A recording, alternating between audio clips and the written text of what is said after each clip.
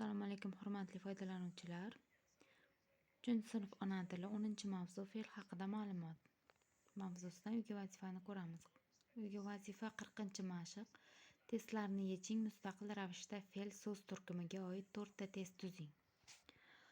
Qaysi javobda sog'aymoq so'ziga yaqin ma'noli fe'l berilgan? A. Kuchaymoq. B. Tuzalmoq. D. Zoriqmoq. E. Kasal bo'lmoq.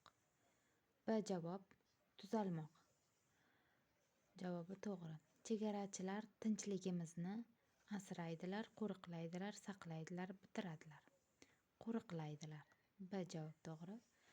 3-savol. Men uyda ishlarni oyimga Men uy ishlarida oyimga qarashaman, ko'maklashaman, yordamlashaman, tozalashaman.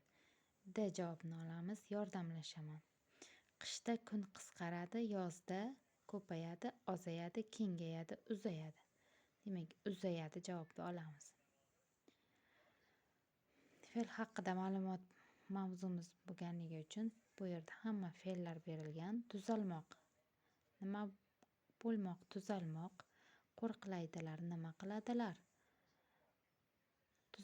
Qo'riqlaydilar. Yordamlashaman. Nima qilaman? Yordamlashaman. Uzayadi. Nima qiladi? Uzayadi. Eslatib o'taman. Fe'l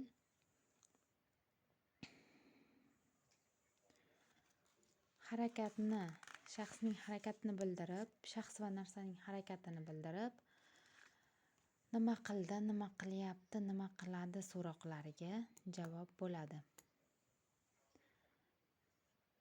E'tiboringiz uchun rahmat. Video foydali bo'lgan bo'lsa, like bosib obuna bo'lishni unutmang. Keyingi darslarda ko'rishguncha xayr.